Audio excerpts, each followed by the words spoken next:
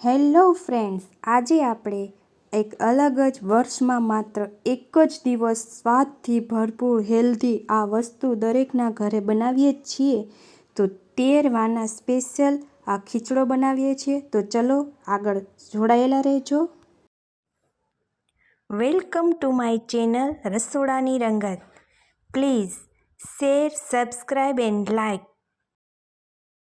Hello friends, આજે આપણે બનાવવાના છે ઉત્તરાયણ સ્પેશિયલ ખીચડો. તો ખીચડો બનાવવા માટે આપણે 13 વાના લઈએ છીએ. તો 13 વાનામાં આપણે જોઈ શકો છો તમે, બાજરો છે, ચણાની દાળ છે, તુવેરની દાળ, ચણા, મગ, ઘઉં, અલગ અલગ બધી વસ્તુ થઈ અને કુલ 13 વસ્તુ થાય છે. આ પાંદડી, વાલોડ અને બધી અલગ અલગ વાલોડ છે. માંડવીના બી છે. આ ધોઈને ચોખા લીધા છે, થોડા તલ લીધા છે. એમ કરી અને કુલ આપણે 13 રેસીપી બધી અલગ અલગ કઠોળ લીધા છે. એ હવે આ બધા કઠોળને આપણે પાણીમાં સરસ રીતે ધોઈ નાખશું. બાજરો અને અનાજ અને કઠોળ દ્વારા આ ખીચડો તૈયાર થાય છે. તો હવે એને આપણે સારી રીતે સાફ કરી નાખીએ. અને ફ્રેન્ડ્સ, આ વર્ષમાં દર વખતે ઉત્તરાયણના દિવસે તો આ બધાના ઘરે બનતો જ હોય છે.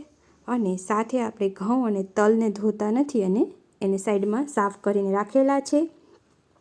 તો એ પણ આપણે એડ કરી દેવાના છે. પણ આ બધું સાફ કરી સારી રીતે ધોઈ અને હવે આપણે એક પાણી ખીચડવા માટે મૂકશું. સ્પેશિયલ આપણે ખીચડી સાદી બનાવીએ એમાં એક જ દાળ હોય છે અને આપણે ચોખા હોય છે. અહીંયા ચોખા ઉપરાંત આ બધા કઠોળ અને અનાજ એડ કરવાના હોય છે. અને ફ્રેન્ડ્સ, આને દૂધ કે ઘી સાથે નહીં, અલગ જ વસ્તુ સાથે ખાવાનો છે. એ પણ હું તમને આગળ જણાવીશ. અને આ ખીચડો બની અને એકદમ ટેસ્ટી સારી રીતે બની અને તૈયાર થશે. હવે આપણે બધા ઇન્ગ્રીડિયન્ટ્સ એડ કરી અને કુકરને ઢાંકી દીધું છે.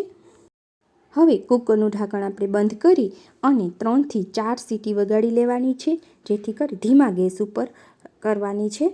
અને હવે આને નિરાતે આપણે પાકવા દેવાનો છે. અને પહેલાંના જમાનામાં તો આ ખીચડો તપેલીમાં ઓરવામાં આવતો અને એને કેવી રીતે કરતા કે બધા ચેક કરતા કે કઈ બાજુ ઉભરાણો છે. તો હવે આપણે 4 સીટી પછી આપણે ખીચડાને ચેક કરી લઈએ.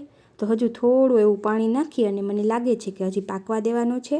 તો આપણે હજુ 1 સીટી વગાડી લઈશું, એટલે આમાં જે પાણી છે તે બળી જાય અને સારી રીતે આપણો ખીચડો પાકી અને તૈયાર થાય. તો તમે જોઈ શકો છો કે પાછી આપણે સીટી લગાવી લીધી અને હવે સીટી લગાવ્યા બાદ આવી રીતનું થઈ ગયું. ને હવે આમાં મેં તેલ એડ કર્યું છે. હા ફ્રેન્ડ્સ, આ ખીચડો તેલની સાથે જ ખાવાનો હોય છે. તો હવે આપણે એને સર્વ કરી દઈએ.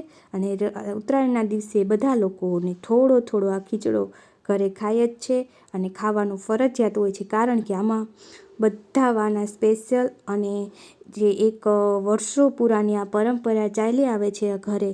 તો દર વર્ષે અમે આ વર્ષમાં એકવાર તો આ ખીચડો બનાવીએ છીએ. અને આનો ટેસ્ટ અલગ જ હોય છે. માંડવીના બી અને કઠોળ અને એની સાથે અનાજ પણ આમાં મિક્સ થાય છે. તો એનો બધી રીતે અલગ જ ટેસ્ટ આવે છે. અને તમે આને તેલમાં સર્વ કરીએ છીએ. અમે તેલ સાથે ખીચડો ખાવાનો હોય છે.